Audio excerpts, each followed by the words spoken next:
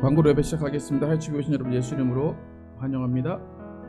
모든 예배 모임의 마스크 착용 선택 사항입니다. 쓰실 분들은 쓰시고 또 착용 안 하실 분들은 안 하셔도 됩니다. 오늘 설교회 7월 성찬식 이어집니다. 오늘 예배 후에 새가족 성경부는 휴강 하도록 하겠습니다. 원래 월요일 날이 휴일이면 저희 교회 예배 후에 있는 활동을 안 하기 때문에 내일 휴일이고 오늘 그러니까 왜 그러냐면 때로는 주일날 예배 마치고 가족끼리 가시는 분들이 계시기 때문에 미국 교회 스타일로 이렇게 하고 있습니다. 그래서 계속 커헤지 시와 벨카운트의 건축 그리고 세프틱 퍼밋 과정에 있습니다. 계속해서 레리 와이스가 일을 하고 있긴 한데 조금 느리게 하는 것 같습니다. 계속 기도해 주시기 바랍니다. 그리고 7월 13일부터 이번 주 아니고 다음 주부터 수요일날 11시에 주중 모임 시작할 예정입니다. 저희가 코로나 전에 수요일날 모여서 책 읽고 그 다음에 잠깐 식사하고 그 다음에 이제 덜어는 이제 때로는 새신자 교육을 그때 하기도 했고 삶을 나누는 그런 과정을 가졌습니다. 그래서 수요일날 11시에 이번 주 말고 다음 주부터 모임을 할 예정입니다. 그래서 이번부터는 좀 소그룹 모임을 좀 하려고 생각을 하고 있습니다. 그래서 시간 되시는 분들은 수요일날 11시에 모여주시면 됩니다. 교인동정 모침 서원호 목사님 어제 한국으로 출국하셨습니다. 기체 교리 문답 10계명의 유학은 무엇인가 함께 문하고 답하겠습니다. 10계명의 유학은 무엇인가 시작. 10계명의 유학은 마음과 뜻과 힘과 정성을 다하여 우리 주 하나님을 사랑하고 내 이웃을 내 몸과 같이 사랑하는 것이다. 10계명의 서문은 무엇인가 시작. 10계명의 서문은 나는 너를 애굽 땅 종되었던 집에서 인도하여 낸 너희 하나님 여호와로라 이다. 10계명에 대해서 여러분 쭉 알아두시기 바랍니다. 기도 제목 두시고 함께 기도해 주시기 바랍니다. 함께 일어나셔서 나는 하나님을 예배하는 예배자입니다. 찬양하시겠습니다.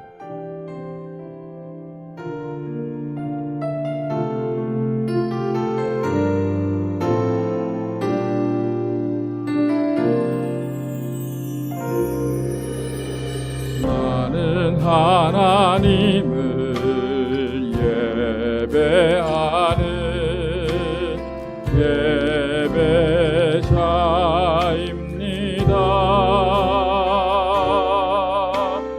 내가 서 있는 곳 어디서나 하나님을 예배합니다.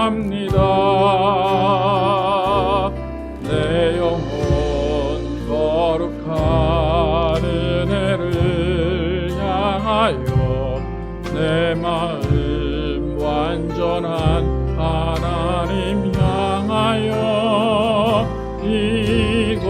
이곳에서 바로 이 시간 하나님을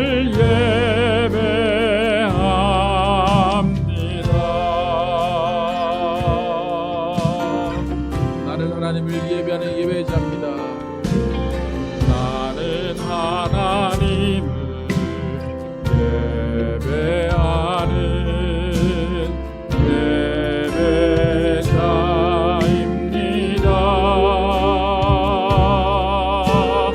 내가 서 있는 곳 어디서나 하나님을 예배합니다. 내 영혼 거룩한 은혜를 향하여 내 마음 완전한 하나님 향하여 이곳에서 바로 이 시간 하나님을 예배합니다.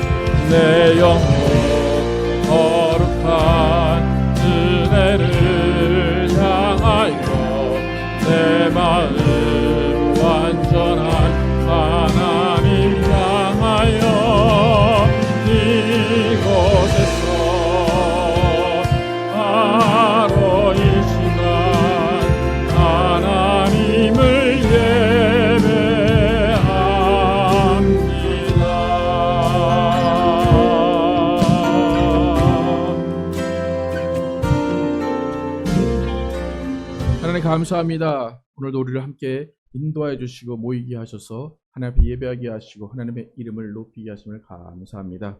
우리가 정말로 하나님 앞에 나올 때 신령과 진정으로 하나님께 예배드리고자 하는 마음으로 나왔는지를 다시 한번 돌아보게 도와주시고 우리의 죄를 내려놓고 우리의 허물을 내려놓고 깨끗함 받으며 주님 앞에 부족함이 없는 자로 하나님께 예배 드리게 하여 주시기 원합니다. 하나님, 우리가 정말로 드리는 예배 가운데 하나님의 사랑을 경험하게 도와주시고 하나님의 은혜를 경험하게 도와주시고 하나님의 살아계심을 경험하는 귀한 시간 되게 하여 주시기 원합니다. 하나님 홀로 영광 받으시고 기뻐하시는 예배 되실 믿사오며 예수 그리스도의 이름으로 기도드렸습니다. 아멘. 다 함께 앉으셔서 함께 찬양하도록 하겠습니다. 주와 같이 기도하는 것. 박수도 같이 하겠습니다. 주와 같이 길 가는 것. 주와 같이 길 가는 것 즐거운 일 아닌가. 우리 주님 걸어가신 발자취를 밟겠네. 한 걸음 한 걸음 한 걸음 주 예수와 함께 날마다 날마다 우리 걸어가 어린아이 같은 우리 미련하고 약하나 주의 손에 이끌리어 생명길로 가게. 한 걸음 한 걸음 한 걸음 주 예수와 함께 날마다 날마다 우리 걸어가.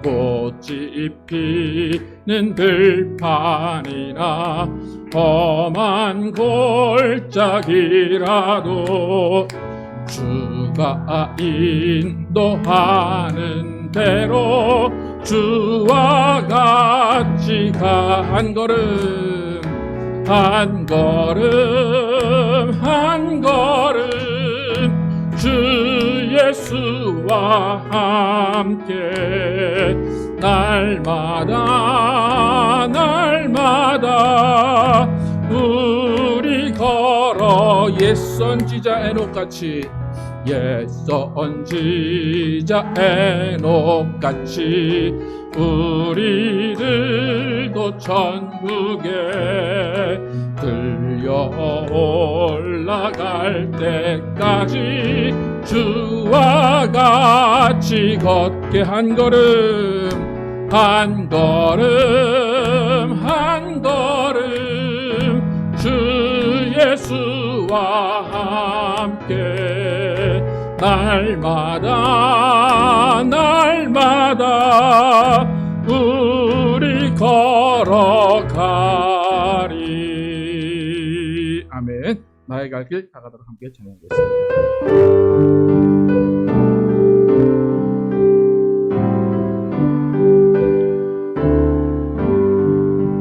나의 갈 길 다가도록 예수 인도하시니 내 주 안에 있는 긍휼 어찌 의심하리요.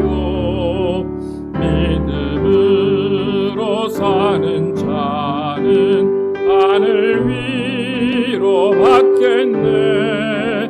무슨 일을 만나든지 만사형통하리라.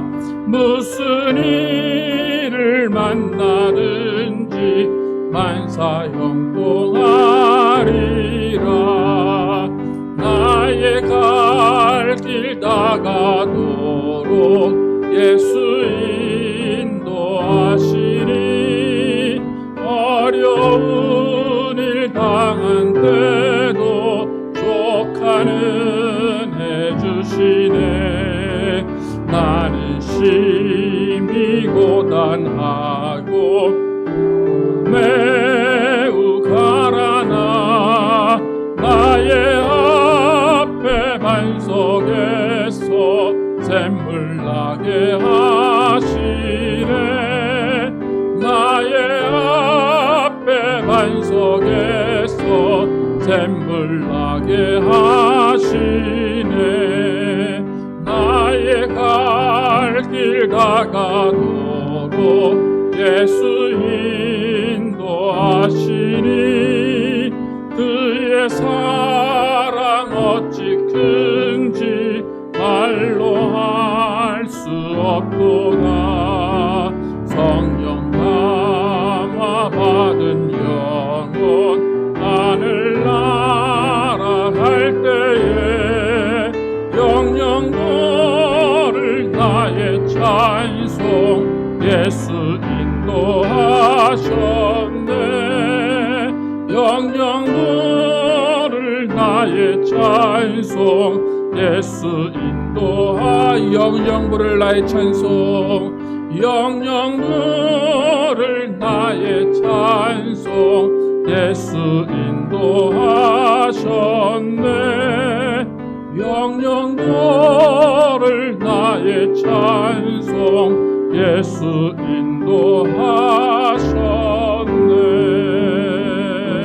인도하셨네. 우리의 형편과 우리의 모든 고난과 우리의 모든 삶을 주관하시고 아시는 하나님, 우리가 참으로 주님 앞에 나와서 예배할 때에 정말 주님께서 우리와 함께 하심을 항상 느끼며 영영부를 나의 찬송 주님 함께 하심을 고백하게 하심을 감사합니다.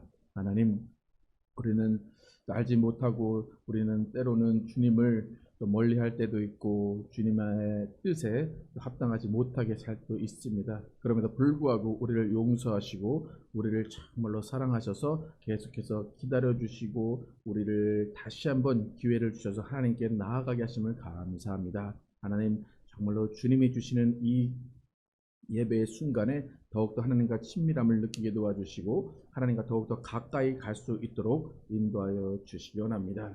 무엇보다 항상 우리의 삶을 돌아보게 도와주시고 말씀으로 비춰보게 도와주시고 우리의 삶이 하나님의 뜻에 합당한지를 항상 점검하는 우리 모두 되게 하여 주시기 원합니다. 그래서 정말 하나님의 기뻐하시는 뜻이 우리 가운데 일어나게 도와주시고 정말 하나님의 목적, 하나님이 우리를 지으신 목적이 완성될 수 있도록 인도하여 주시기 원합니다.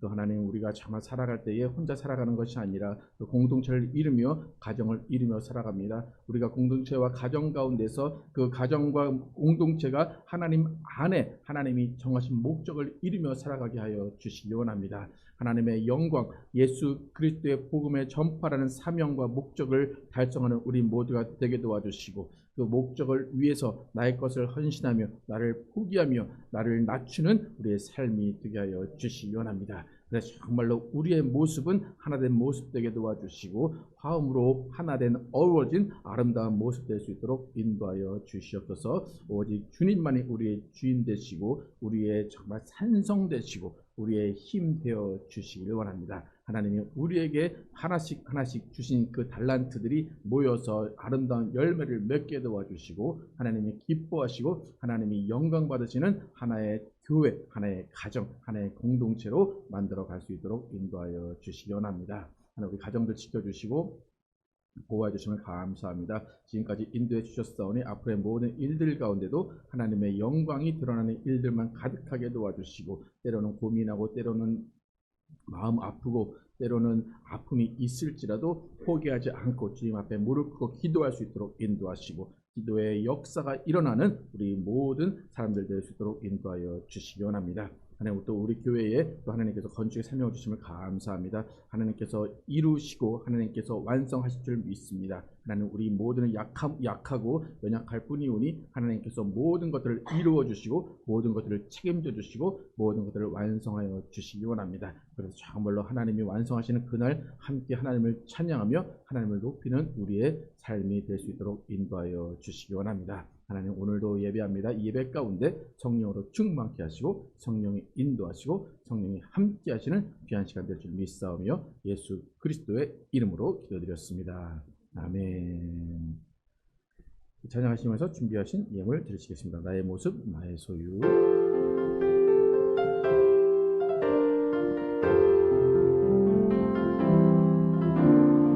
나의 모습, 나의 소유, 주님 앞에 모두 드립니다. 모든 아픔,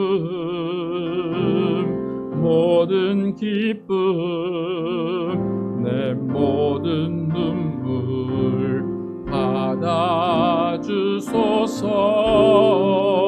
나의 생명을 드리니, 나의 생명을 드리니, 주 영광 위하여 사용하옵소서. 내가 사는 날 동안에 주를 찬양하며 기쁨의 제물 되리. 나를 받아주소서. 나를 받아주소서.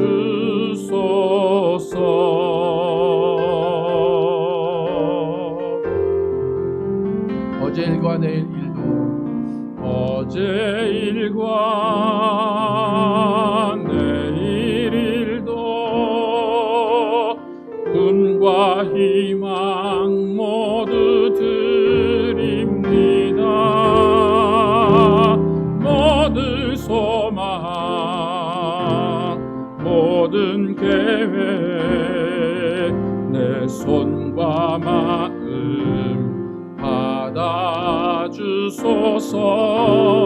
나의 생명을 드리니, 나의 생명을 드리니, 주 영광 위하여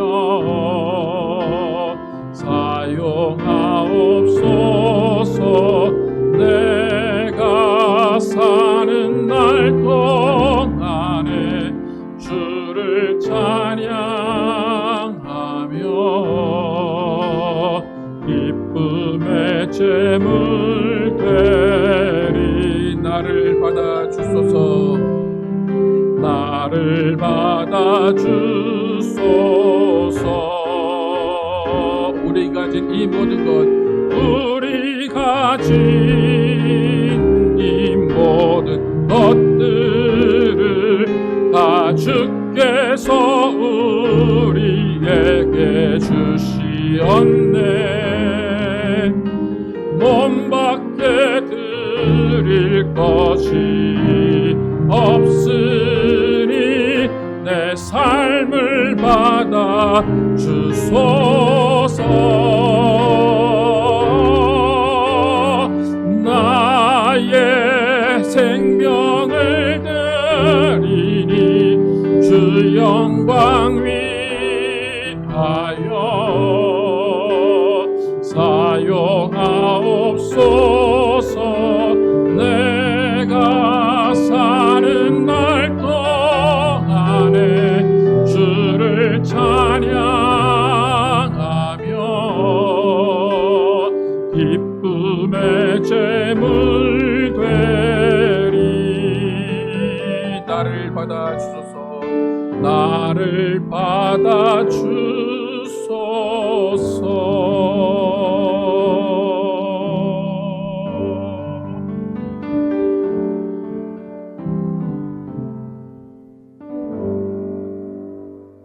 하나님 감사합니다. 주님 앞에 나오면서 빈손으로 나오지 아니하고 하나님께 예물 드린 손길을 기억하시고 복의 복을 내려 주시기 원합니다.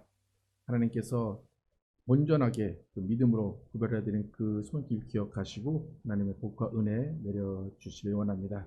또 주일헌금과 감사헌금과 여러 가지 모양으로 드린 손길도 기억하시고 하나님께서 채워주시고 갚아주시기 원합니다. 하나님, 이 세상 살면서 우리는 물질이 필요할 수밖에 없습니다.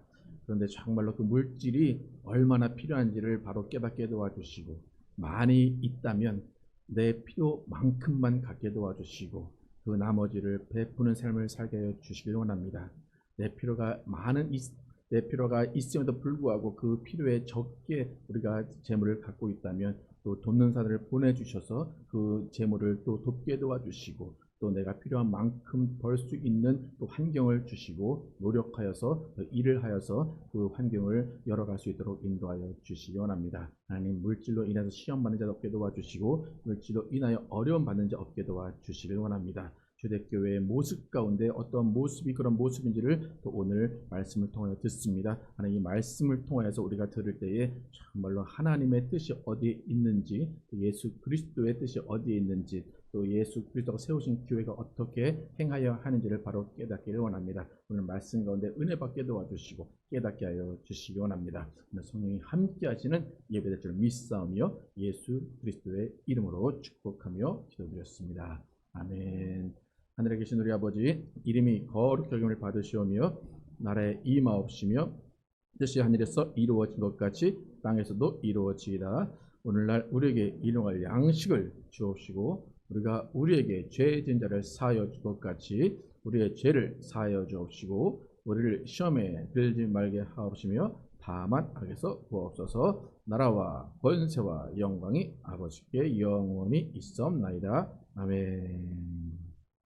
주신 말씀 사도행전 4장 32절에서 37절 말씀입니다.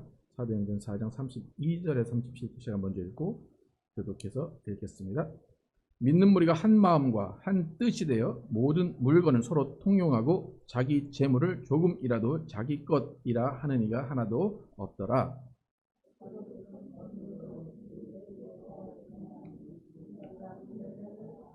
그 중에 가난한 사람이 없으니 이는 밭과 집 있는 자는 팔아 그 판 것의 값을 가져다가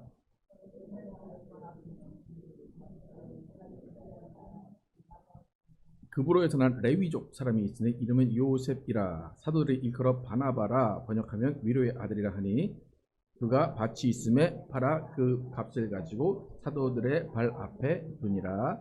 아멘. 나의 필요를 분별하는 성령 충만이라는 제목으로 오늘 나누겠습니다.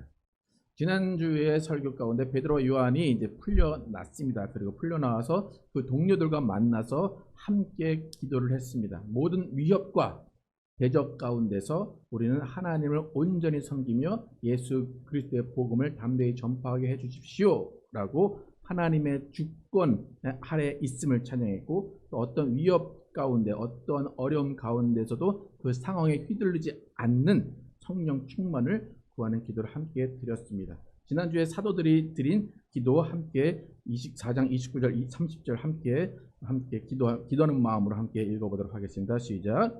주여, 이제도 그들의 위협함을 굽어보옵시고 또 종들로 하여금 담대히 하나님의 말씀을 전하게 하여 주시오며 손을 내밀어 병을 낫게 하시옵고 표적과 기사가 거룩한 종 예수의 이름으로 이루어지게 하옵소서. 사도들과 동료들은 상황에 휘둘리지 않는 성령 충만을 구했습니다. 어떠한 대적이, 어떠한 위협이, 어떠한 유혹이 올지라도 우리는 오직 예수 그리스도의 복음을 전하며 표적과 이적과 기사가 우리를 통해 또 예수 이름으로 나타나기를 기도했습니다.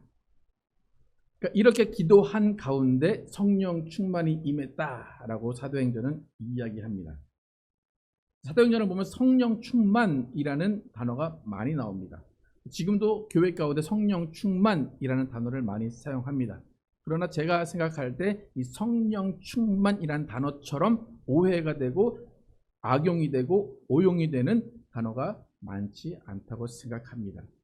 그래도 제가 이제 지난주에도 제목의 끝에 성령 충만을 붙이고 오늘 설교 제목 끝에도 성령 충만을 붙였는데, 우리가 이제 성령 충만에 대한 오해를 바로잡자, 성령 충만에 대한 정의를 바로 하자라는 의미로 제가 계속해서 성령 충만이 이런 것이다, 성령 충만이 이런 것이다 라고 계속해서 설교를 해나가고 있습니다.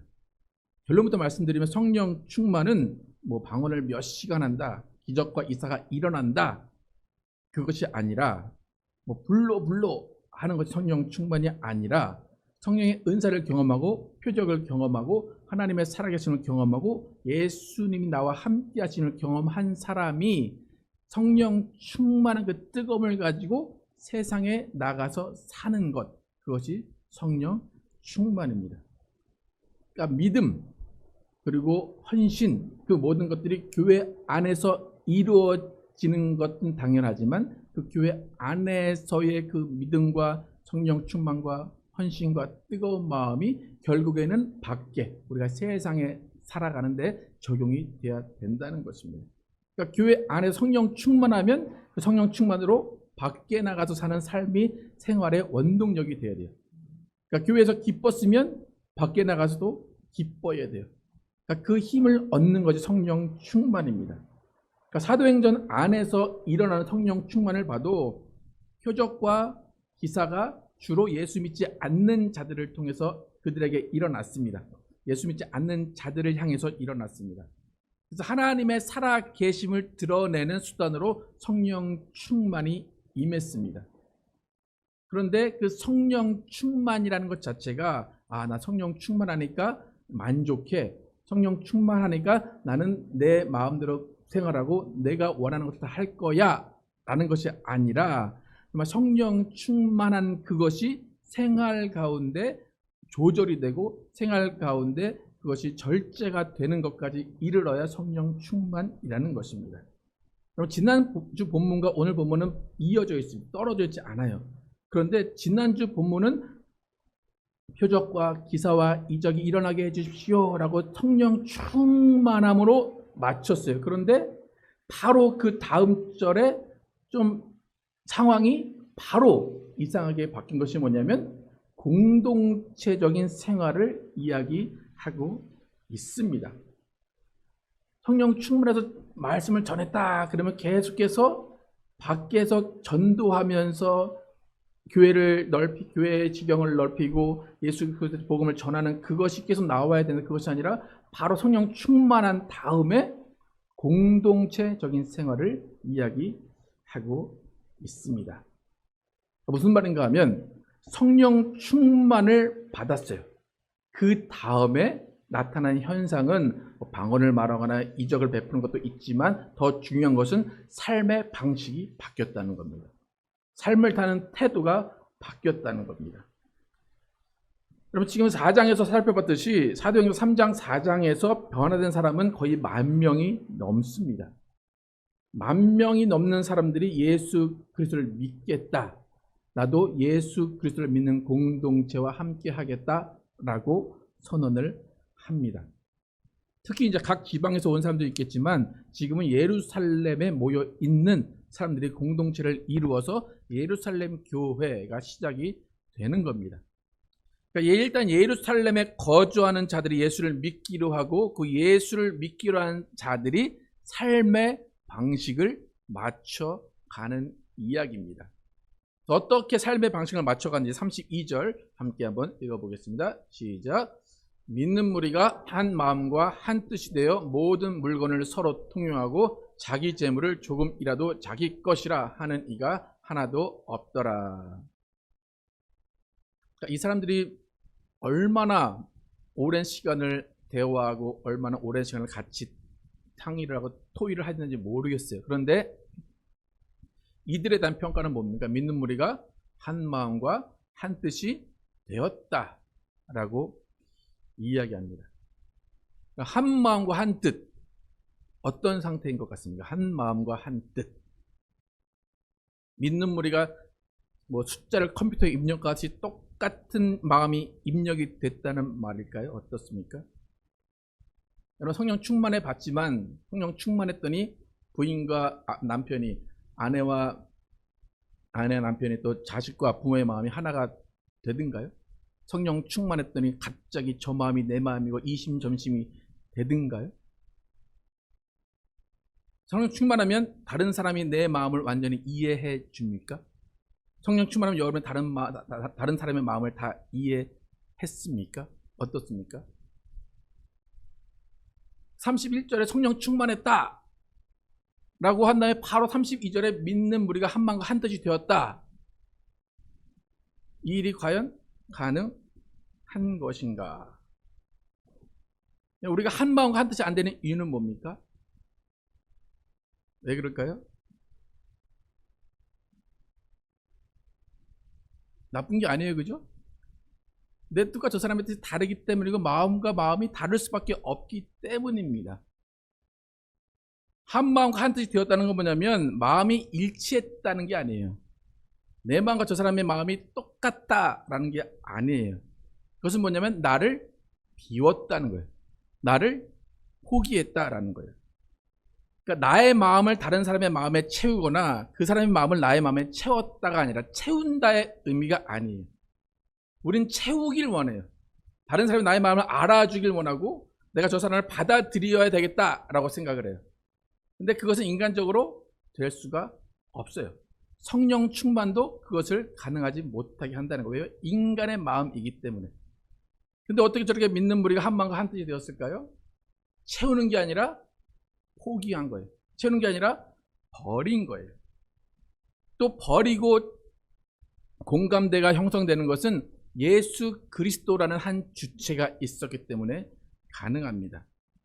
바울이 지금은 바울이 얘기한 얘기가 아니라 지금은 베드로와 요한과 사도가 얘기한 거지만 바울이 이후에 교회를 세우고 나서 바울이 어떤 마음으로 교회를 섬기고 교회 생활을 해야 되는지에서 말한 것이 있습니다. 빌립보서 2장 3절에서 8절 함께 한번 같이 읽겠습니다. 시작. 아무 일에든지 다툼이나 허영으로 하지 말고 오직 겸손한 마음으로 각각 자기보다 남을 낮게 여기고 각각 자기를 돌볼 뿐더러 또한 각각 다른 사람들의 일을 돌보아 나의 기쁨을 충만하게 하라. 너희 안에 이 마음을 품으라. 곧 그리스도 예수의 마음이니 그는 근본 하나님의 본체시나 하나님과 동등됨을 취할 것으로 여기지 아니하시고 오히려 자기를 비워 종의 형체를 가지사 사람들과 같이 되셨고 사람의 모양으로 나타나사 자기를 낮추시고 죽기까지 복종하셨으니 곧 십자가에 죽으심이라. 지금 빌립보 교회 이야기합니다. 근데 아까 분명히 사도행전에서는 온 무리가 한 마음과 한 뜻이 됐다 그래요. 근데 빌립보 교회가 세워진 것은 시간이 지났겠죠. 그 다음에 빌립보 교회 다른 교회들이 한 마음과 한 뜻이 되었을까요? 안 되었을까요? 이 얘기를 왜 했을까요? 아무 일이나 다툼이나 허영을 하지 말고 오직 겸손한 마음을 각각 자기보다 남을 낮게 여기 이런 말들을 왜 했을까요? 하라고 하는 건 뭐란 얘기입니까? 됐다는 얘기가 안 됐다는 얘기입니까? 안 됐다는 얘기입니다. 예루살렘 교회 잠깐 됐어요. 잠깐 더 평가를 그렇게 받았어요. 근데 교회가 하나씩 늘어나고 사람이 늘어나다 보니까 그게 안 되는 거예요. 안 되니까 되게 해라 라고 권면을 하는 겁니다.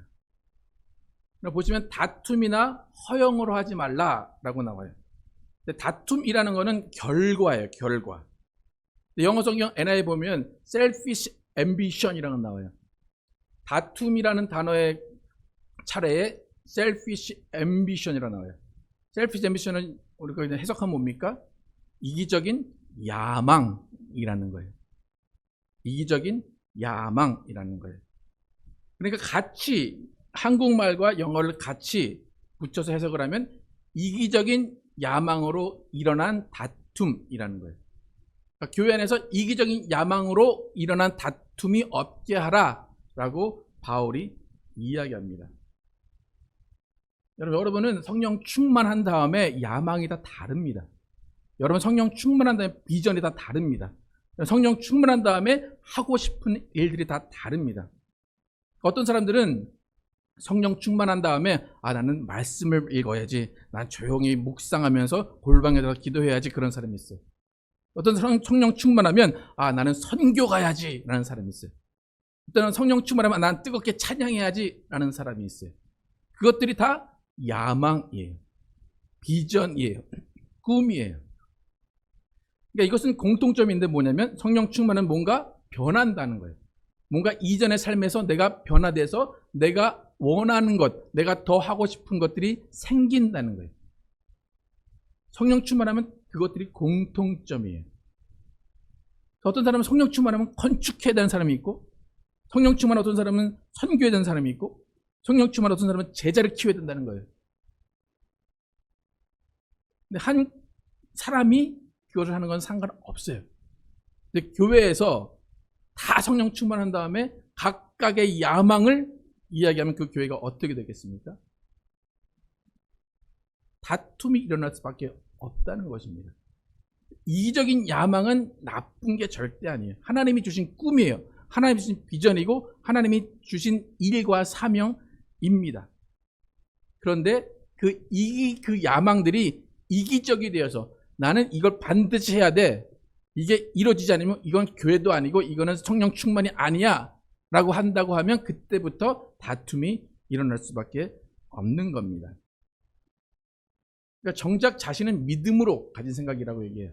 정작 성령이 주신 생각이라고 얘기해요. 근데 그 성령이 주신 생각 때문에 다툼이 일어나게 됩니다. 여러분, 가정도 마찬가지죠. 가정에서 부모들이 아이들을 향해서 품는 것이 어떤 겁니까? 이기적인 야망 아니겠습니까? 넌 이렇게 돼야 돼. 넌 이렇게 살아야 돼. 넌 이런 사람이 돼야 돼. 근데 아이들은 어떻습니까? 내가 왜 그런 사람이 돼야 되지? 왜 내가 엄마처럼 인생을 살아야 되지? 아빠처럼 인생을 살아야지? 그렇게 되면 다툼이 일어나고 갈등이 일어나게 됩니다. 그런데 부모님들은 참 슬기로우셔서 그 야망을 참 잘 다스려요. 그죠? 대부분의 부모님들이 어떻게 현명하게 자의반, 타의반 어떻게 대처를 잘하십니까? 그 야망과 그 갈등을 어떻게 이겨냅니까?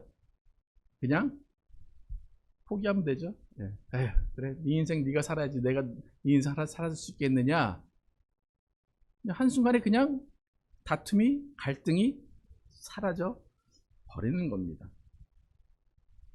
그러니까 가정이든 공동체든 어떤 교회든 한 사람의 야망이 이루어질 수가 없다는 겁니다. 한 사람의 야망이 이루어지기 위해서는 모든 다른 사람의 야망들이 없어질 때만이 가능합니다. 그러니까 바울이 예수님의 마음을 품어라 라고 하지만 사실 그것도 예수님의 마음을 아는 마음이 다 달라요. 예수님의 마음은 어떤 마음입니까, 여러분? 각자가 생각해 보십시오. 예수님의 마음이 어떤 마음입니까? 그럼 다 달라요.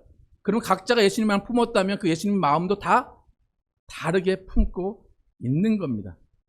그렇기 때문에 제가 생각할 때 한국어 성경에서 한 마음이다 라는 해석 자체는 다시 해야 되지 않나 생각이 들어요.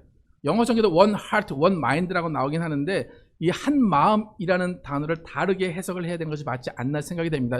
아까 빌립보서 3장 3절부터 읽었는데 빌립보서 3장 2절, 그러니까 빌립보서 2장 2절을 함께 읽어보겠습니다. 시작. 마음을 같이하여 같은 사랑을 가지고 뜻을 합하며 한 마음을 품어. 한국어 성경 한 마음을 품으라고 그랬잖아요. 그죠? 근데 영어 성경에 뭐라고 나와요? 빨간색으로 being one in spirit and purpose. 예. 한 마음이 아니라 한 목적을 가지라는 겁니다. 마음은 절대 하나 될 수 없어요. 마음이 한 번이라도 한 마음이 되어본 적 있으신 분 있으면 저한테 말씀을 해주세요. 제가 존경해 드릴게요. 마음은 절대 하나가 될 수 없어요. 근데 뭐는 하나가 될 수 있대요? Spirit and purpose. 목적은 하나가 될 수 있다는 겁니다. 한 교회가 있다면 한 교회에 일치할 수 있는 것은 목적이에요. 여러분, 우리가 이곳에 와서 예배 드리는 목적은 뭡니까? 누구를 예배하기 위해서입니까? 하나님을 예배하기 위한 그 목적을 가지고. 마음은 다 달라요. 무슨 마음으로 왔습니까? 마음은 다 달라요. 근데 목적은 같기 때문에 이 자리에 있는 겁니다. 그러니까 내 마음과 신앙과 신학이 다 달라도 일치하는 목적 하나만 있으면 그 목적으로 교회가 이루어지고 목적으로 두 사람이 하나가 될 수 있는 겁니다. 그러니까 마음보다 목적이 앞서는 거예요.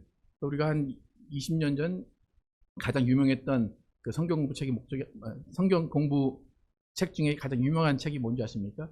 뭐가 이끄는 삶? 목적이 이끄는 삶. 네. 목적 때문에 나 자신을 버리고 내 생각을 버리고 내 판단을 버리고 내 마음을 버리라 라는 것이 목적이 이끄는 삶의 특징이에요. 제가 20년 전에 그 성경 공부를 하고 있는데 도저히 못하겠더라고요. 너무 힘들어요. 그 다음에 책을 안 보고 있어요. 근데 제가 다시 한번 해볼까 지금 생각을 하고 있어요. 그 책 혹시 해보신 분 있으십니까? 네. 쉽지 않아요. 그대로면 그냥 전 진짜 부담스러워서 포기했거든요. 목적 때문에 마음을 버린다. 목적 때문에 생각을 버린다. 그것이 초대교회가 그렇게 한 마음과 한 뜻이 되었다고 평가를 받는 겁니다.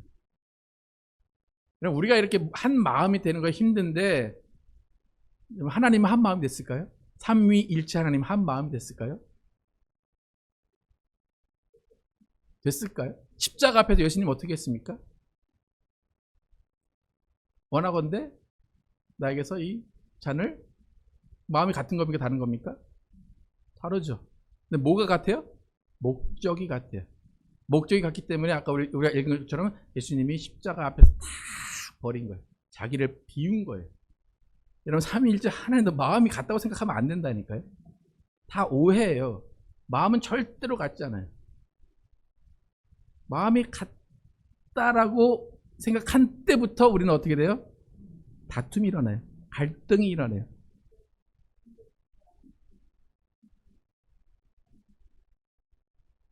삼위가 세 인격이죠. 인격은 다 다르죠. 네. 세 인격이죠. 네, 그럼 한 인격은 이단입니다. 네. 세 인격이 다릅니다. 하나님과 아버지와 성령이 다르지만 예수님이 순종하시고 복종하신 겁니다. 그것은 목적 때문이에요. 우리가 다시 6절, 7절, 8절 함께 다시 한번 읽어보겠습니다. 시작. 그는 근본 하나님의 본체시나 하나님과 동등함을 취할 것으로 여기지 아니하시고 오히려 자기를 비워 종의 형체를 가지사 사람들과 같이 되셨고 사람의 모양으로 나타나사 자기를 낮추시고 죽기까지 복종하셨으니 곧 십자가에 죽으심이라. 복종이란 단어의 뜻이 뭔지 아시죠? 그죠? 내 뜻과 다르고 내 의지와 달라도 그냥 순종하는 거예요. 여러분 군대 갔다 오신 분들은 아시겠지만 엎드려 뻗쳐 하고 싶습니까? 안 하고 싶습니까? 근데 왜 합니까? 복종이에요. 예수님이 그거 하셨다는 거예요.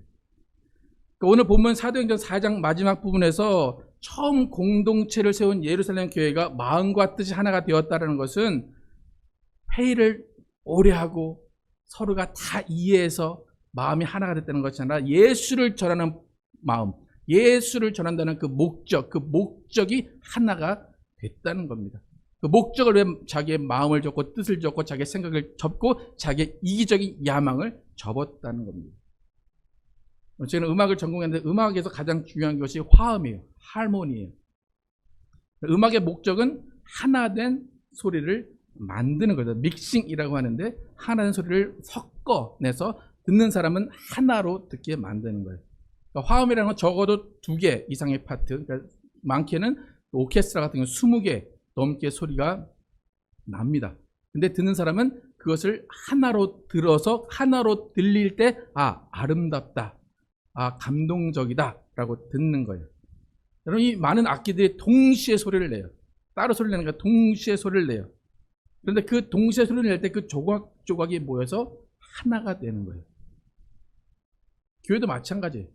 교회도 조각조각이 모여서 하나가 되는 거예요. 성령으로 하나가 되는 거예요. 근데 잘 생각해 보세요. 하나 된 소리를 만드는 가장 쉬운 법은 뭘까요?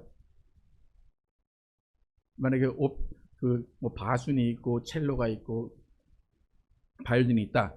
그럼 하나 된 소리를 만드는 건 가장 쉬운 건 뭘까요? 모든 악기가 딱 하나의 도만 내면 하나가 쫙 되겠죠. 도. 근데 아름다울까요? 뭐하지? 그럴 때가 있어요. 오케스트라 맨 처음에 튜닝할 때 다 똑같은 소리를 쭉 내기도 하고 다른 소리를 각각 악기에 맞춰서 냅니다. 실제로 모든 악기가 한 소리를 낸다고 한 음정을 내게 되면 그것만큼 듣기 싫은 소리가 없습니다. 그것은 소음입니다. 아름다운 화음이 일어나기 위한 전제 조건은 뭐냐면 모든 악기가 다른 음정, 다른 색깔, 다른 소리를 내고 있어야 된다는 거예요. 그래서 그 도, 미, 솔이라는 법칙이 있는데 그 법칙 안에서 다른 소리를 내지만 각각의 악기들이 상대방 소리를 들어야 돼요. 합창도 마찬가지예요. 합창도 하면 소리를 내는 게 아니라 들으라고 얘기하거든요. 소리를 내는 게 아니라 나는 내고 있지만 동시에 듣고 있어야 소리가 하나가 되는 겁니다. 그래서 깎고 다듬어지는 소리를 낼 때 그것이 바로 화음이 되는 겁니다. 그러니까 이 악기들이 우리는 한 마음이 되자 그래서 갑자기 도만 내면 그것은 음악이 아니고 아름다운 소리가 아니고 그냥 연주를 망치게 되는 겁니다. 그러니까 한 마음과 한 뜻은 모두가 획일적인 똑같은 마음을 가지라는 게 절대로 아니에요. 내 것을 포기하고 예수님이 동등됨을 취하지 아니하셨고 자기를 비우셨고 사람들과 같이 되셨고 자기를 낮추셨고 죽기까지 복종하셔서 십자가 달리신 것처럼 이런 과정을 통해서 하나가 된다는 것입니다.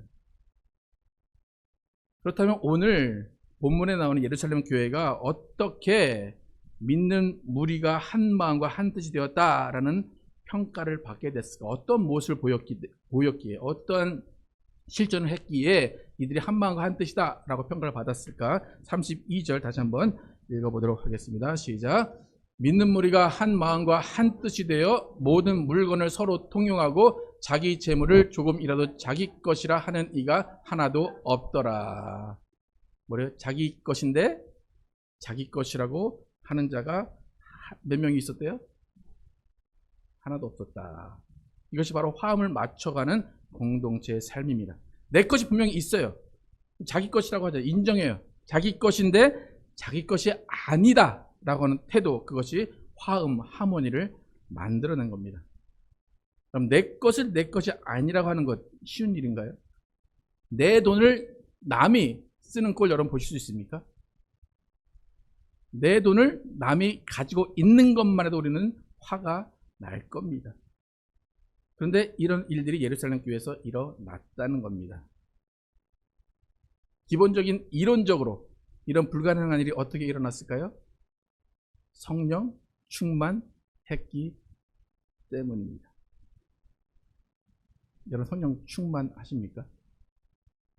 우리 교회가 성령 충만합니까? 한국 교회가 성령 충만합니까? 이런 일이 성령 충만한 이런 일이 한국 교회와 우리 교회도 마찬가지지만 일어나고 있습니까? 여기서 우리가 주목해야 되는 단어가 있어요. 자기 것이에요. 자기 것. 자기 것이라는 것은 내가 포기하지 않는 이상 자기 것이에요. 그죠?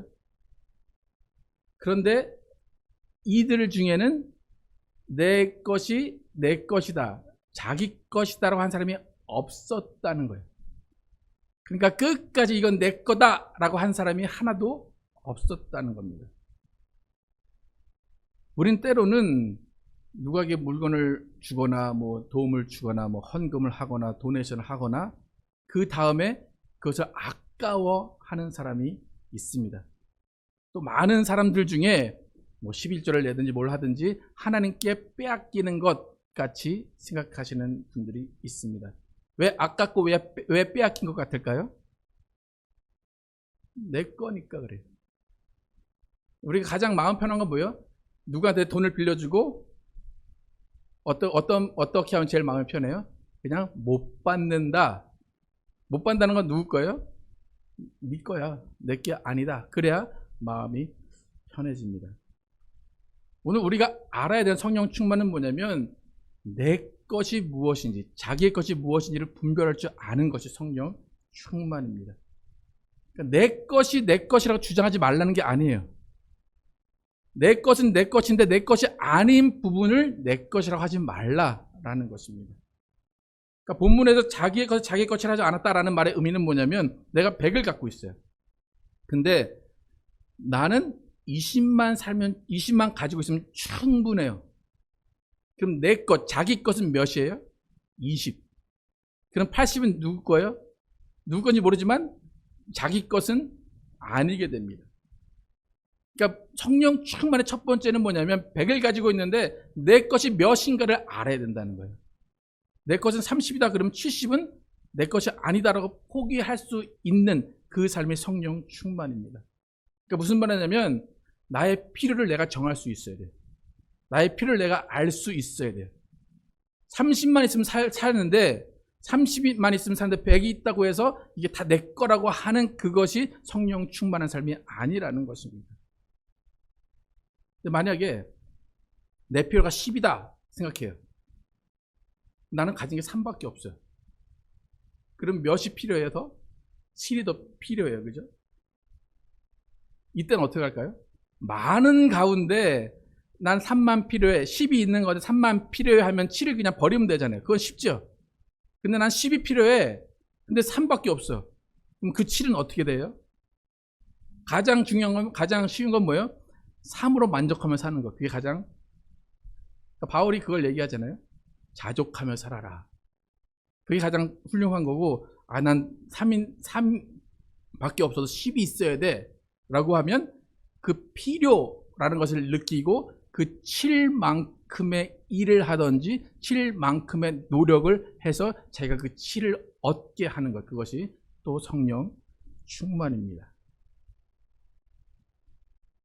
사실 저는 이제 모태 신앙이고 저희 부모님, 특히 어머님이 계속해서 신앙을 이어오셨는데 제 부모님 세대의 이제 신앙을 보면 충분히 본받을 만한 점도 많이 있고 배워야 할 점도 많이 있습니다. 그런데 이 필요라는 부분에서 오해하시는 분들이 많지 않나 생각이 들어요. 그러니까 내가 10이 필요해. 그런데 집회를 갔다 왔든지 교회를 갔다 왔든지 오늘 이것처럼 당신의 집을 파십시오, 당신의 땅을 파십시오라는 말을 들어서 하나님 날 지켜주실 거니까 내 있는 거 다 팔아서 하나님께 드릴 거야 라고 하셨던 분들이 우리 부모님 세대에 적을까요? 많을까요? 많이 계십니다. 그런데 그분들이 왜 그렇게 하셨을까요? 오늘 본문의 설교를 들었기 때문이에요. 33절부터 35절 다시 한번 읽겠습니다. 시작. 사도들이 큰 권능으로 주 예수의 부활을 증언하니 무리가 큰 은혜를 받아 뭐 받았대요? 네, 은혜를 받는다는 뭐 해야 돼요? 그 다음에 시작. 그 중에 가난한 사람이 없으니 이는 바깥 집 있는 자는 팔아 그 판 것을 값을 가져다가 누구의 발 앞에 둬요? 사들의 발 앞에 둠에 그들이 각 사람의 필요를 따라 나누어 줌이라. 여러분 은혜 받으셨습니까? 누구요? 집과 땅 어떻게 하실 거예요? 그래서 누가 앞에 갖다 둘 거예요? 저 사도입니까? 누굽니까?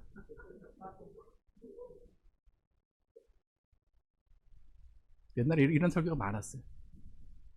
정말로 제 가까운 분들이 많은 분들이 그렇게 하셨어요. 성경적이죠, 그죠? 저는 부인하는 게 아니에요. 성경적이 그렇게 해야 돼요. 그렇게 해야 돼. 참 아름다운 모습이고 저는 우리 교회에서 그런 분들이 많이 나타나시기를 축원합니다. 축원합니다. 집이 있어서 그런가? 네. 근데 잘 보시면 어떤 사람이 집을 팔았대요? 그 다음에 아니 그 다음에 네. 누가 팔았대요? 있는 자가 팔아요. 있는 자가 파는 거예요. 있는 자가. 근데 있어도 제가 생각할 때 이 있다는 우리의 생각에 우리의 기준에 있다는 아니에요. 콜린스 정도 되는 사람 그 정도 돼야 있다라고 하지. 여러분 돈 있다고 말할 수 있는 정도가 어느 정도 각자가 있는지 모르겠지만 있는 자가 팔았다는 거예요. 근데 중요한 것은 뭐냐면 중요한 것은 있는 자가 팔았는데 그 목적이 확실했다는 거예요. 목적은 왜 있는 자가 왜 팔아서 누구 때문에 34절 처음에 가난한 자가 있었기 때문에 목적이 확실했다는 거예요. 그 목적으로 팔았어요. 그러니까 나는 이 정도만 있으면 돼. 그러니까 이것은 팔아도 아깝지 않아. 이것은 가난한 자들의 것이야 라고 팔았어요. 그러니까 분명한 목적이 뭐예요? 구제예요. 구제가 목적이에요. 그래서 이 목적 구제가 이루어졌다는 거예요? 안 이루어졌다는 겁니까? 그 중에 가난한 사람이 있어요? 없어요? 가난한 사람이 있어요? 없어요? 없어요. 가난한 사람이 없어요. 어떻게 없어요? 부자들이 집과 밭을 팔아서 그들에게 채워 준 겁니다. 그러니까 제가 지적하는 우리 부모님 세대의 문제가 뭐냐면 정말 있는 것 요만큼밖에 없어요. 근데 있는 거 이만큼인 사람은 안 팔아요. 요거 있는 사람 팔아가지고 사도들한테 갖다 주고 사도들은 기도하죠. 30배, 60배, 100배 결실을 맺을지어다. 자녀들의 축복이 임할지어다. 이렇게 이 목소리를 해요. 그죠? 할렐루야! 이렇게. 저희 비난하는 게 아니에요. 근데 문제는 뭐냐면 그렇게 가진 게 많은 사람이 조금 하는, 가진 것 많은 사람이 하는 거는 조금 낸 사람보다 더 많이 하겠죠. 그래서 과거에 두려웠던처럼. 근데 제가 말씀드린 거 하고자 하는 건 뭐냐면 그렇게 요만큼 있는 사실 집과 밭도 없는 분들이 팔아서 그렇게 하나님께 드렸어요. 그런데 중요한 것은 그렇게 헌신한 대부분 90%의 제가 볼 때는 90% 정확하진 않아요. 이건 제 개인적인 얘기예요. 그렇게 가진 것 요만큼 있는 분들이 팔아서 헌신한 그분들 90%는 지금도 가진 것 없이 가난하게 산다는 거예요. 그게 가장 큰 문제. 지금도 천국 말씀하시지만 여기서는 천국의 얘기가 전혀 나오지 않아요. 그게 목사님들이 그런 거예요. 그러면서 이제 난 하나님께 바쳤으니까 감사해야지. 아니면 우리 자녀 때 뭔가 이루어지겠지. 당연히 그렇게 되겠지요. 근데 제가 말하는 건 천국이고 문제가 아니고 지금 가난한 자가 없어야 된다니까요. 우리는 성경을 무시해. 왜 저걸 무시하냐니까요. 가난한 자가 없대잖아요. 없는데 나는 집값 팔았으니까 어떻게 돼야 돼요? 가난해져야 돼요. 그게 영광인 줄 알아요. 그게 복인 줄 알아요. 그게 성령 충만이 아니라는 거예요. 분명히 사도행전 4장 34절에 그 중에 가난한 사람이 없다라고 분명히 이야기하고 있습니다. 그러니까 서로가 서로를 채워줬다는 겁니다. 그러니까 부의 상실이 아니에요. 부의 이동이 아니에요. 함께 부족함이 없이 살았다는 겁니다. 제가 이 이야기를 하는 이유가 있어요. 이렇게 공생할 수 있었던, 가난한 사람이 없고 모두가 함께 부족함이 없이 살 수 있었던 원동력이 있어요. 35절 함께 읽겠습니다. 시작. 사도들의 발 앞에 두매 그들이 각 사람의 필요를 따라 나누어 줌이라. 사도들이 어떻게 했다고 합니까? 각 사람의 필요를 따라 나누어 줍니다. 부자가 팔아서 가난한 자에게 직접 주지 않았어요. 사도에게 갖다 줬어요. 사도는 그 물질을 가지고 어떻게 했어요? 가난한 자들의 필요를 따라서 나누어 주었다는 겁니다. 사도들이 필요를 알 수 있었던 중요한 이유는 성령 충만했기 때문입니다. 성령 충만으로 누가 어떤 자리에서 어떤 것이 필요했는지를 알았기 때문이고 그것을 나누어 주었다는 겁니다. 그러니까 집과 땅 판 당신들 감사합니다. 이제 교회를 세우고 교회가 더 크게 부흥하기 위해서 이걸 쓰겠습니다. 그것이 아니었고 각 사람의 필요를 알아서 사도들이 나누어 주었다는 겁니다. 아마 때로는 집과 밭을 파는 사람이 갑자기 직장을 잃었을 수도 있어요. 그럼 사도들은 어떻게 했을까요? 그 필요를 따라 또 너희가 이 정도 팔았지 너희에게 돌려줄게 라는 것이 분명히 있었다고 저는 생각을 합니다. 그래야 가난한 사람이 없는 거잖아요. 그러니까 절대로 집과 밭을 팔아서 가난하게 됐다라는 말이 나오지 말아야 성령 충만입니다. 여러분 한국교회 들어온 재정, 들어온 헌금 돌려줍니까? 돌려줘야 되지 않는 겁니까? 돌려주는 것이 맞는 겁니까? 안 맞는 겁니까? 어떻습니까?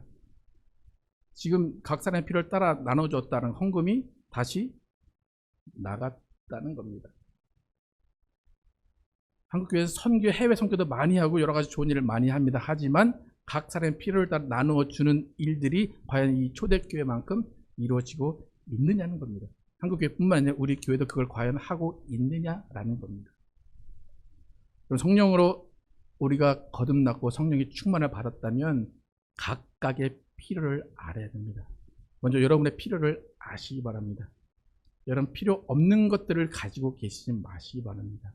필요 없는 것들을 가지고 계시면 그거에 만족하고 남에게 보여주고 그것 때문에 하나님을 하나님 앞에서 시험 들게 하지 마시기 바랍니다. 하나님이 누구보다도 필요를 잘 아시는 분이에요. 하나님 여러분의 뭐 얼마 필요하다고 말씀하시면 성경이 얼마 필요하다고 말씀하십니까?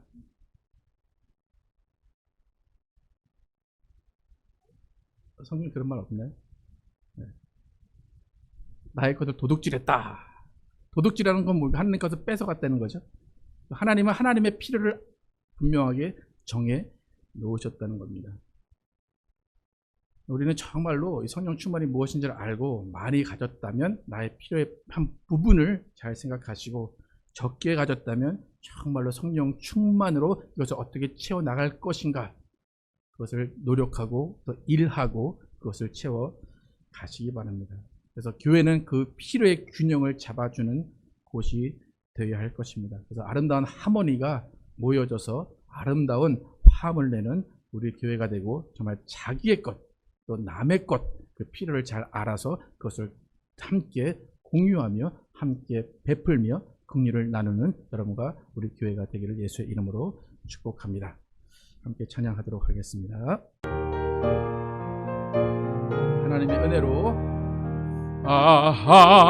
하나님의 은혜로 있을 데 없는 자 왜 구속하여 주는지 난 알 수 없고 내가 믿고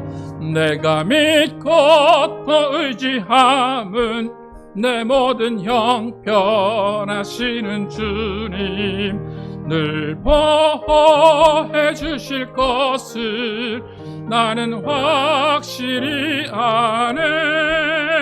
왜 내게 굳센 믿음과 또 복음 주셔서 내 마음이 항상 편한지 난 알 수 없고 내가 믿고 또 의지함은 내 모든 형편 하시는 주님 늘 보호해 주실 것을 나는 확실히 아네. 왜 내게 성령 주셔서 내 마음 감동해 주 예수 믿게 하는지 난 알 수 없고 내가 믿고 또 의지함은 나시는 주님 늘 보호해 주실 것을 나는 확실히 아네. 주 언제 강림하실지 혹밤에 혹낮에 또 주님 난 알 수 없 내가 믿고 또 의지함은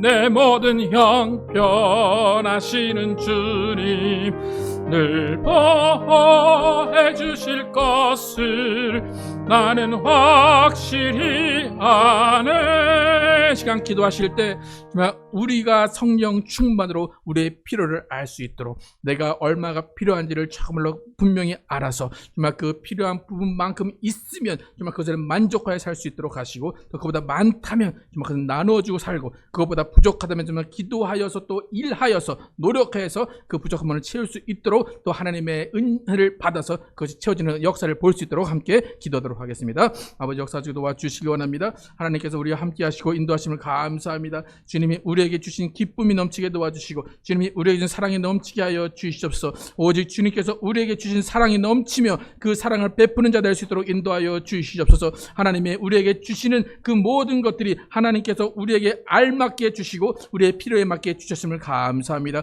그런데 때로는 우리에게 필요한 만큼이 아니라 더 풍족히 주셨다면 그 풍족히 주신 부분을 우리가 하나님 앞에서 또 사도들 앞에 두고 그것이 사용될 수 있도록 인도하여 주시고 정말 주님이 우리에게 주시는 그것들 우리가 사용하는 그런 기쁨이 넘칠 수 있도록 인도하여 주시옵소서. 때로는 우리가 부족하고 때로는 우리가 더 필요할 때도 있습니다. 또 그 필요를 각자 아는 또 사도들이 있게 도와주시고 교회에 있게 도와주시고 그 각자의 필요를 아는 그 삶이 우리 가운데 넘쳐나게 하여 주시옵소서. 하나님, 우리가 정말로 주님 앞에서 자기의 필요를 알며 사람들의 필요를 헤아릴 수 있도록 인도하여 주시고, 교회는 그 각자의 필요를 알아서 도와줄 수 있도록 도와주시길 원합니다. 아버지, 그래서 예루살렘 교회가 가난한 자가 없다라는 평가를 받은 것처럼 아버지는 정말 가난한 자가 없는 그 삶을 사는 우리 모두 되게 하여 주시옵소서. 각자가 포기하게 도와주시고 각자가 그것을 나눠주게 도와주시고 또 그것을 기쁨으로 받고 도움을 받는 또 사람들이 될 수 있도록 인도하여 주시고 언젠가는 그것을 갚는 또 은혜가 넘칠 수 있도록 인도하여 주시옵소서.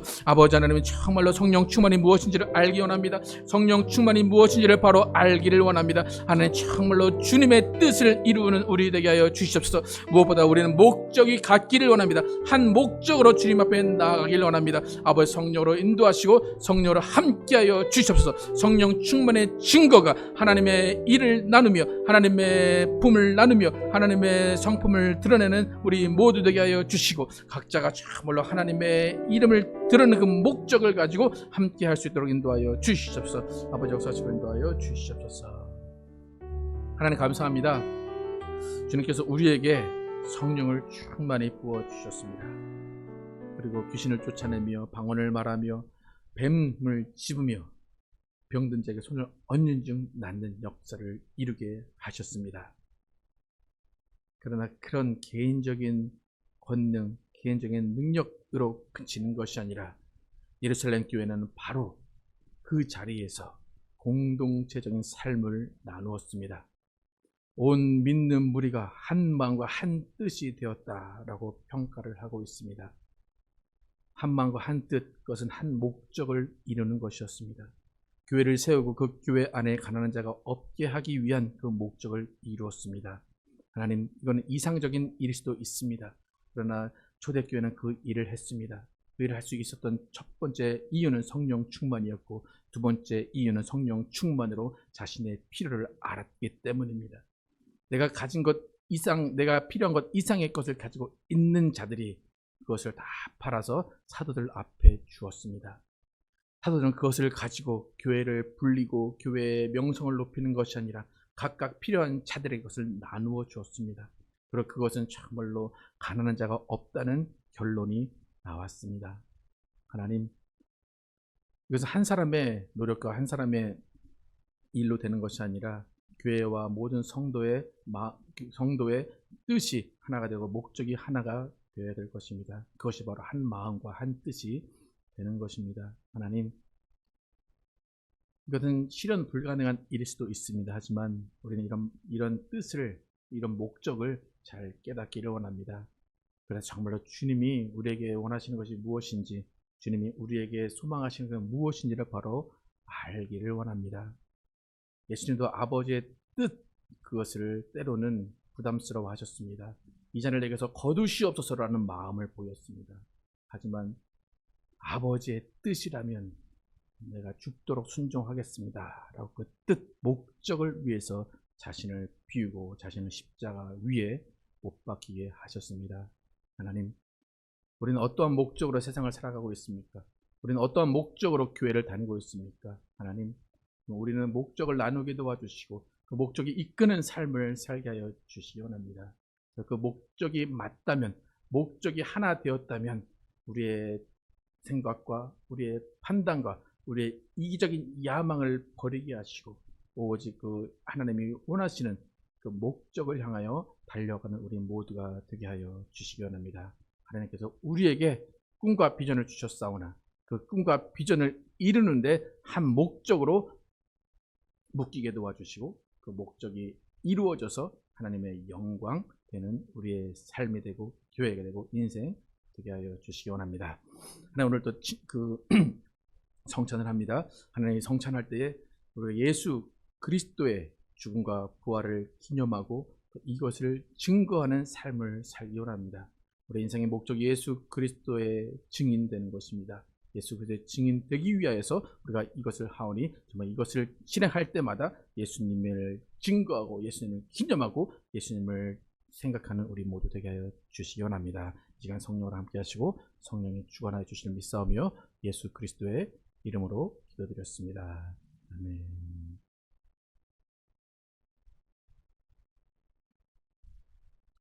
오늘 우리는 주의 만찬을 통하여서 하나님의 사랑하시고 기뻐하시는 아들 예수 그리스도께서 속죄 어린 양으로 오셔서 우리 죄를 위해 십자가에서 피 흘려 죽으심으로 우리에게 죄사함과 구원을 선물로 주신 것을 기억하고 기념합니다. 예수께서 이르시되 내가 진실로 너에게 이르노니 인자의 살을 먹지 아니하고 인자의 피를 마시지 아니하면 너희 속에 생명이 없느니라. 내 살을 먹고 내 피를 마시는 자는 영생을 가졌고 마지막 날에 내가 그를 다시 살리리니 내 살은 참된 양식이요 내 피는 참된 음료로다. 내 살을 먹고 내 피를 마시는 자는 내 안에 거하고 나도 그 안에 거하나니 살아계신 아버지께서 나를 보내심에 내가 아버지로 인하여 사는 것 같이 나를 먹는 그 사람도 나로 인하여 살리라. 이것은 하늘로서 내려온 떡이니 조상들이 먹고도 죽은 그것과 같이 아니하여 이 떡을 먹는 자는 영원히 살리라.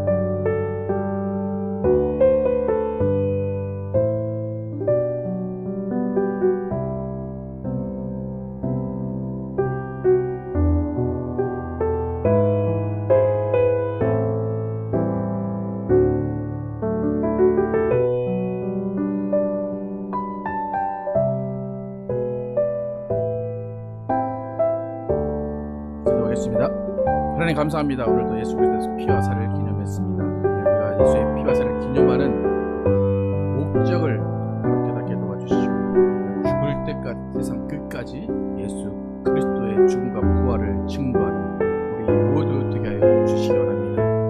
우리 죽기까지 순종하게 도와주시고 죽기까지 예수를 증거하게 도와주시고 우리 인생의 목적이 예수를 증거하는 삶이 되게 하여 주시기 바랍니다. 주님께서 주시는 기쁨을 누리게 도와주시고 주님께서 주시는 은혜를 누리게 도와주시고 주님께서 주시는 평안을 누리게 하여 주시기 바랍니다. 예수 그리스도의 이름으로 기도드렸습니다. 아멘. 네, 함께 일어나셔서 찬양하시고 예배 마치도록 하겠습니다.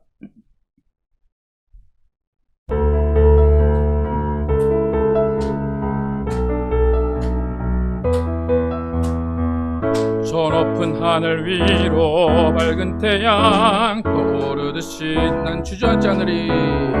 난 주저앉지 않으리. 어떤 어려움에도 주의 길을 선택하리. 빛 가운데로 걸으리. 빛 가운데로 걸으리. 주님을 크게 보는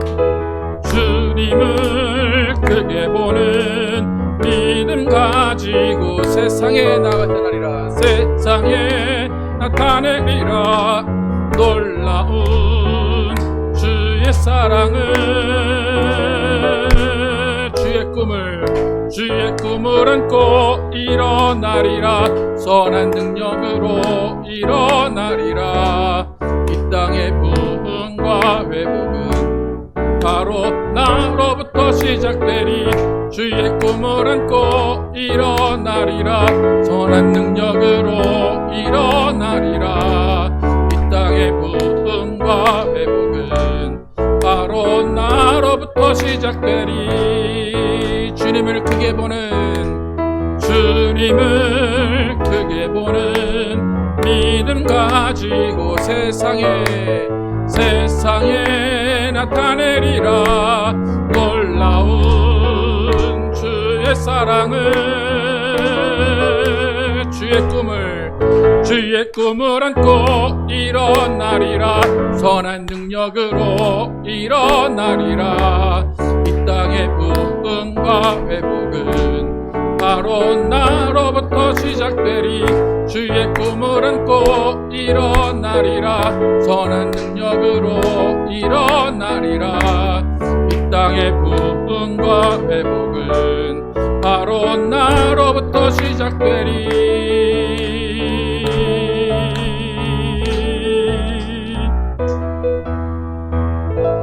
하나님 감사합니다. 우리에게 성령을 충만케 하시고 성령의 은혜 누리게 하시고 성령으로 살아가게 하심을 감사합니다. 하나님, 우리 많은 경우에 성령 충만에 대해 오해한 적들이 많이 있습니다. 뜬구름 잡는 일들이 성령 충만한 가운데 많이 있습니다. 나의 사정을 돌아보지 않는 일들이 성령 충만의 일들에 많이 있습니다. 오히려 나를 비우는 것이 아니라 나를 채우려는 것에 성령 충만을 사용하는 것이 많이 있습니다. 하나님, 성령 충만이 무엇인지를 바로 깨닫게 도와주시고 정말로 나의 필요를 알고 나를 비우고 나를 겸손히 순종케 하는 것이 성령 충만임을 깨달아서 예수님의 마음, 예수님의 길, 예수님의 뜻을 함께하는 우리 모두 되게 하여 주시기 원합니다. 이젠 우리 구주 예수 그리스도의 은혜와 하나님 아버지의 극진하신 사랑과 성령의 내주하심과 교통하심이 인생을 살면서 정말 성령 충만을 깨닫고 자신의 필요와 남의 필요를 알고 그것을 나누어주며 또 자신 스스로도 그것을 채우려 노력하기로 결단한 모든 자들 위해 영원토록 함께 계시기를 축원하옵나이다.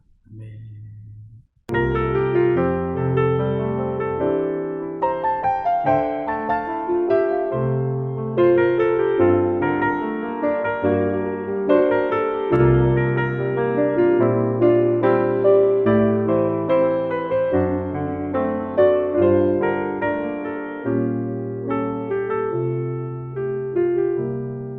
찬양으로 우리의 삶의 다짐을 고백하겠습니다. 하나님의 꿈이 나의 비전이 되고 예수님의 성품이 나의 인격이 되고 성령님의 권능이 나의 능력이 되길 원하고 바라고 기도합니다. 아멘. 감사합니다.